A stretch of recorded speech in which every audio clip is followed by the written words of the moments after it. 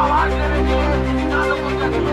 हम तरीके से जहाँ बस्ती टूटा है वहाँ जाकर के हम लोग पहले से बात किया, कलेक्टर से बात किया। हम मुख्यमंत्री से बोलेंगे कि सर आप हमारे सियान हैं, हमारे आप नेता हैं, आप हमारे घर के मतलब एक तरीके से बुजुर्ग हैं, अपने सबको देखने वाले हैं, आप सियान हैं, इसलिए आप इनको उजाड़े मत और जो भी गरीब बस्ते हैं उनको पट्टा दो और हॉस्पिटल सेक्टर वालों को जहाँ रह रहे वहीं आसपास में आवास प्रधानमंत्री आवास योजना बना के दीजिए। हम लोग कहाँ जाएंगे, रोड में धरना दे देंगे।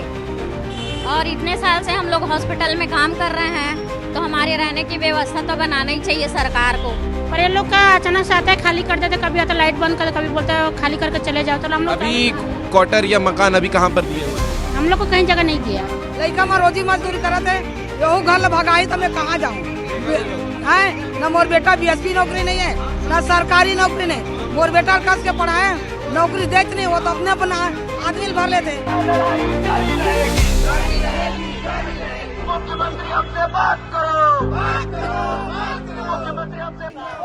नमस्कार, जय हिंद, जय भारत, जय छत्तीसगढ़। छत्तीसगढ़ में एक के बाद एक ऐसे मुद्दे आ रहे हैं जहां पर लोगों को इंसाफ नहीं मिल रहा है और इसी इंसाफ की मांग अलग अलग हड़ताल, अलग अलग प्रदर्शन, अलग अलग आंदोलन के साथ में अपनी मांग को हर एक छत्तीसगढ़ का जनता रखता है। वैसा ही दुर्ग जिला में हॉस्पिटल सेक्टर में रहने वाले रहवासी भी परेशान है अपने आवास को लेकर। पीएम आवास की मांग है, पट्टा की मांग है और इसी मांग को लेकर आप देख सकते हैं पीछे में जो प्रदर्शन है वो चल रहा है भिलाई पावर हाउस में। बाकी बात कर लेते हैं और क्या क्या विषय में जो है यहाँ पर मांगे चल रही हैं। सबसे बड़ी मांग तो पीएम आवास की है हॉस्पिटल सेक्टर के रहवासियों के लिए।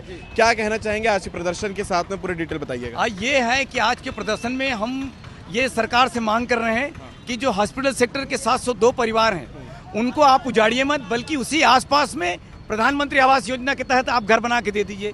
दूसरा, पूरे औद्योगिक क्षेत्र में छोटे छोटे बस्तियों को उजाड़ा जा रहा है, जबकि कंपनी एक्ट में लिखा है कि जो भी कंपनी बनाएगा उसको मजदूरों के लिए घर बना के देना है, लेकिन कोई कंपनी घर बना के देता नहीं।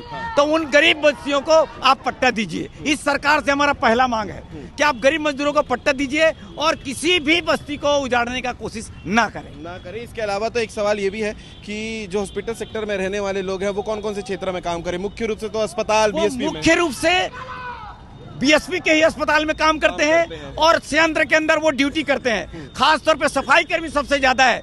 जो चकाचौंध लोग बोलते हैं ना, देखते हैं ना, सफाई कर्मी ना रहे तो बदबू मारना शुरू हो जाएगा। ये वो कर्मी है। तो सबसे ज्यादा जरूरत सफाई की है, सफाई की है और सारे सफाई कर्मी हैं और उनको जो है ना हटाने की जो साजिश चल रही है ये बेहद ही खतरनाक है। बिल्कुल। तो अभी आज क्या क्या प्रदर्शन आप लोग कर रहे हैं? आज प्रदर्शन हमने सांकेतिक रूप से प्रदर्शन किया है।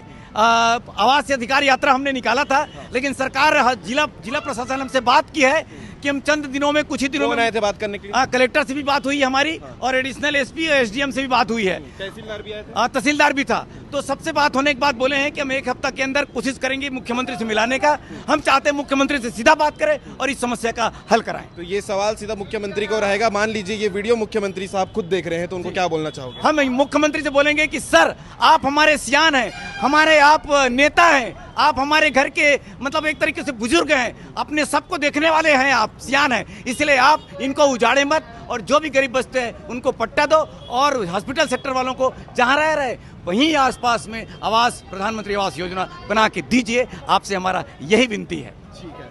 तो ये जो है सबसे बड़ी समस्या हॉस्पिटल सेक्टर में रहने वाले लोगों की है कि आवास को लेकर जो सबसे बड़ी बात चल रही थी वो अभी तक के ये मुद्दा चल रहा है। आप देख सकते हैं यहाँ पर सैकड़ों की संख्या में खास करके महिलाएं यहाँ पर पहुँची हुई हैं अब इस आवास अधिकार यात्रा के तहत। बाकी और भी महिलाओं से बात करेंगे कि वो जो परेशान चल रहे हैं अपने आवास को लेकर, पट्टा को लेकर, इन विषय पे उनका क्या कहना है। सभी समस्या को लेकर भी बात करना ज़रूरी है क्योंकि घर का कामकाज और हॉस्पिटल की साफ़ सफाई की जिम्मेदारी भी इनके हाथों में रहती है और जब साफ़ सफाई और इतनी जिम्मेदारी निभाने के बाद अगर इनको आवास और पट्टा ना मिले तो ये कितना सही कितना गलत है, बात करना उतना ही ज़रूरी है। बात कर लेते हैं। हाँ दीदी, आप लोग यहाँ पर आज प्रदर्शन कर रहे हैं अपने आवास के लिए, अपने पट्टा के लिए। क्या समस्या का जो आप लोग को मिल रही है अभी तक की समस्या क्या हो रही है? हम लोग के यहाँ सेक्टर 9 में काम करने वाला है। हम लोग को यहाँ बहुत दिन से 17-18 साल से हूँ तो हम लोग को रहने के लिए घर चाहिए। आप लोग कब से काम कर रहे हैं? 18 साल? यहाँ नहीं, हम लोग यहाँ मेरी ड्यूटी का तो 10-12 साल हो गया, इससे भी पुराना बहुत है, जैसे 10-12 साल 15 साल 20 साल से कोई लोग भी है।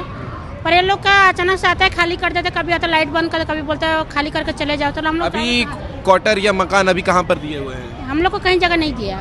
तो आप लोग रहते वो कहाँ हैं? हम लोग रहते हैं हॉस्पिटल सेक्टर हुरको में। तो लोग क्या बोलते, बार बार आता धमकी देते, बोलते खाली करके चले जाओ करके। क्यों खाली करवा रहे हैं? बीएसपी के वो है करके खाली करने के लिए तो बोलते हैं। बीएसपी के कर्मचारी हो ना? हम लोग ठेकेदार या बीएसपी लोग जब रहते थे तब वो लोग रहे, फिर उसको 10-12 साल से बोल दिया अनफिट हो गए करके, अनफिट करके घोषणा कर दिया। फिर वो लोग बीच बीच में आते हैं, बोलते खाली कर दो, नहीं तो इसमें हम लोग आके तोड़ देंगे करके। बीएसपी वाले ही आते हैं? बीएसपी वाले आता है, नोटिस चिपका कभी भी चला जाता है। तो हम लोग जाएगा तो कहाँ जाएंगे? पहले आप लोग बीएसपी। स्थिति बेघर होने वाला हो गया।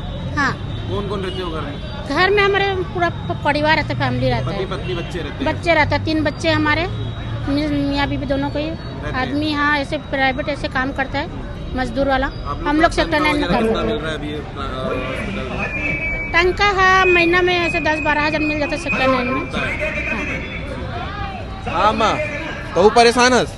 हाँ बेटा, कहाँ परेशानी चलत? अब तो घरे नहीं, गाँव में घर नहीं है, नहीं हो घर नहीं है, वो घर ला भगा कहा थे। बीएसपी के घर है ना, बीएसपी वाले रही से वो तोड़ फोड़ के तेल हमन बना खावन, और लड़का में रोजी मजदूरी करते। हमारे तक कोई नौकरी नहीं है, कोई नौकरी नहीं है।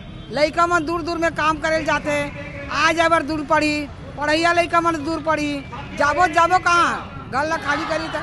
गाँव में घर नहीं है मोर, इंदिरा आवास नहीं, मोर आदमी खत्म हो गए। लड़का एक जन लड़का है, लड़की ससुराल वाले सब अलवा झोला काम करते, हमारे घर में रांध के देता। तो अभी घर में अकेला रहता? नहीं, मोर बेटा है, बहू है, लड़की है, रहता ना माँ। तो खाली करे बर पड़ी तो सब जन करी खाली? हाँ, सब लोग खाली करे कहाँ जाबो बता, गाँव में घरे नहीं है। तो ओकर से दी बोला था बेटा ये न्यूज में देवे, पेपर में देवे। मोर गाँव ना सिमगा कटलो ना रे, बलौदा बाजार जिला में थाना सिमगा रे, गांव कटलोन। मुख्यमंत्री अगर तोर बात ला सुना थे तो ओला का बोलबे? मुख्यमंत्री बोली तो मैं कहूँ गाँव, हाँ गाँव में घर दे, कटलोन सिमगा कटलोन हरे मोर गाँव, बलौदा बाजार जिला। अब हॉस्पिटल सेक्टर में पूरा जनतल घर दे, भगाए मत। गाँव घर नहीं है, यूँ घर नहीं है, भगाहित में कहाँ जाऊँ कहाँ जाऊँ मैं? और मैं है, हमारा घर चाहिए, हमारा कमाई ड्यूटी भी चाहिए। घर छोड़ के चला जाएगा, हमारे बच्चे लोग को भविष्य पूरा बर्बाद हो जाएंगे। हमारे बच्चे लोग पूरा स्कूल में सब पढ़ाई कर रहे हैं, अभी पेपर भी चालू है, तो हमारे पूरा स्थित जगह चाहिए। मैं ना बेटा प्रधानमंत्री, मुख्यमंत्री, कलेक्टर, डीएसपी, सीओ 6 जगह कागज दे गांव घर बनाए बार। प्रधानमंत्री कतलोन गांव सिमगा बलौदा बाजार जिला, मोर गांव इंदिरा आवास घर नहीं आए प्रधानमंत्री, मोर कोई घरे नहीं है। गांव भैया जाके पूछ ले, अब यहाँ हवा दे लड़का में रोजी मजदूरी करते, यहू घर ला भगाई तो मैं कहाँ जाऊँ? है न मोर बेटा बीएसपी नौकरी नहीं है, न सरकारी नौकरी नहीं। मोर बेटा कस के पढ़ाए, नौकरी देते नहीं, वो तो अपने अपना आदमी भर लेते हैं। बी काम एम काम BCDC CA करे, मोर तो है नहीं है, मोर आदमी खत्म हो गए, कोई नहीं है, कहाँ जाऊँ मैं? हमें बार बार पहले तो नोटिस दी जा रही थी और धमकाया जा रहा था कि आपको ये घर को छोड़ना पड़ेगा, और बिजली और पानी जो दे रहे हैं उसका भी भुगतान आप लोगों को करना पड़ेगा, और उसके बाद में ये घर को छोड़ना पड़ेगा। ये बार बार धमकियाँ दी जा रही थी। उसके बाद हमने कौन आता था धमकी देने? BSP के नोटिस के थ्रू धमकी दी जा रही थी। जी। उसके बाद में नोटिस का जवाब भी हमने दिया, संपदा कार्यालय जाके 3-4 नोटिस आई हमारे पास, उसका जवाब बना के वकील के थ्रू हमने वहाँ पे दिया है। और उसके बाद में फिर उन्होंने कार्रवाई करने की मतलब वो की थी, तो फिर हमने क्या बोलते हैं हाई कोर्ट में अपील किए, और अपील करने के बाद वहाँ से फिर हमारा जो अपील जो है उन्होंने कहा कि आप नीचे स्तर से आइएगा, जो दुर्ग जो कोर्ट है वहाँ से आइएगा। उसके बाद हमने और संपदा कार्यालय से भी आप जो BSP का वो मिला के मतलब ये आप लोग ने हर कोशिश अपने जगह पे कर ली है? कर ली है जी। तो और इस समस्या का समाधान क्या है जो आप लोगों को लगता है? या तो PM आवास दिया जाए? हाँ, जी, हमको पीएम आवास दिया जाए और आवास दिया जाए तो रहने लायक सम्मानजनक आवास मिलना चाहिए। क्योंकि बहुत सी पीएम आवास ऐसी स्थिति में जहां ना पानी आता है, ना साफ सफाई होती है, ना मतलब कचड़े जैसी स्थिति है। जी जी जी, वही मैं कहना चाह रही थी कि ऐसा आवास जो पहले दिए हैं उसकी स्थिति बहुत जर्जर और रहने लायक नहीं है। तो हमको आवास उपलब्ध अगर हमको कराया जाए तो रहने लायक स्थिति में कराया जाए, ताकि उसमें सम्मानजनक हम लोग रह पाए ऐसा। और दूसरी बात कि जहाँ पे हम लोग रह रहे हैं, है ना, वहीं पे हमको आवास उपलब्ध कराया जाए, क्योंकि हमारे बच्चे वहीं पर स्कूल है, वहाँ पढ़ते हैं। कोई राशन कार्ड के जरिए, कोई बीपीएल के माध्यम से उनका वहाँ पे एडमिशन हुआ है, तो कम से कम हमको वहीं पे दिया जाए। और बहुत सारे हमारे माताएं बहनें जो हैं और भाई लोग हैं वो सेक्टर 9 हॉस्पिटल में जाते हैं और वहाँ अपनी सेवाएं दे रहे हैं, रोजी रोटी वहीं से उपलब्ध है। और तनख्वाह के हिसाब से आता है कि रोजी रोटी मतलब रोजमर्रा की पेमेंट आता है? वहाँ मतलब पेमेंट जो है वो रोजमर्रा के हिसाब से नहीं आता है कि मंथली आता है। हाँ जी, लेकिन वो डेली बेसिस पे ही आता है। उनका पेमेंट जो है वो डेली बेसिस, जी, काउंट होके आता है डेली बेसिस। ये भी है कि अधिकतर लोग तो जो अभी हॉस्पिटल सेक्टर में रहते हैं वो कुछ लोग हॉस्पिटल में ही काम करते हैं, चाहे वो साफ सफाई का काम हो, अलग अलग काम हो। इसके अलावा और क्या क्या काम करने वाले लोग हैं? इसके अलावा हॉस्पिटल के अलावा जो है वो क्वार्टर में जाते हैं। वहीं पर जितने क्वार्टर हैं सेक्टर 9 में, सेक्टर 10 में और जितने क्वार्टर हैं, तो वहाँ भी जाके वो खाना बनाने का काम कर रही हैं, पोछा झाड़ू का काम कर रही है और अपना जीवन यापन कर रही हैं। तो वहाँ से अगर हमको हटाया जाएगा तो रोजगार भी छीना जाएगा और साथ में हमारे बच्चे जो पढ़ लिख रहे हैं वो भी प्रभावित, उनके पढ़ाई लिखाई में। जी, ये है सर। जी, आप लोग काफ़ी लंबे समय से रह रहे हैं हॉस्पिटल सेक्टर में, अब हटा दिया जाएगा तो आप लोग सब परिवार वाले रहते होंगे, कोई 3 लोग 4 लोग 5 लोग रहते होंगे, कहाँ जाओगे आप लोग? हम लोग कहाँ जाएंगे, रोड में धरना दे देंगे। और इतने साल से हम लोग हॉस्पिटल में काम कर रहे हैं, तो हमारे रहने की व्यवस्था तो बनाना ही चाहिए सरकार को। हाँ, हमारे बच्चे वहीं से बड़े हो रहे हैं, पढ़ रहे हैं, लिख रहे हैं, कहाँ जाएंगे? हमारी रोजी रोटी छीन जाएगी, दूर जाएंगे, वहाँ से हम आने नहीं पाएंगे, है ना।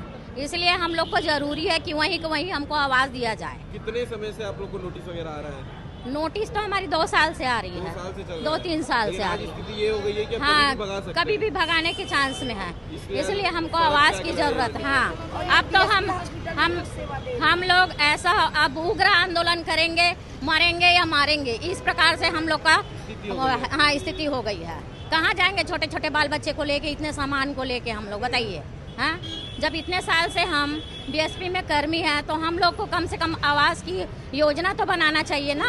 हाँ, रहने के लिए प्रधानमंत्री तो खुद ही बोलते हैं कि भारत देश में रहने वाले हर एक व्यक्ति का अधिकार है पीएम आवास। कहने का है, वो सब कहने का है, कुछ होता नहीं है। पैसा लगाओ तो आपको घर दिया जाएगा, जिसके पास पैसा है वो घर में रहेंगे और जिसके पास पैसा नहीं है वो कहाँ रहेंगे? पैसा रहता तो पहले घर बना लिए। हाँ, वही तो बात है ना।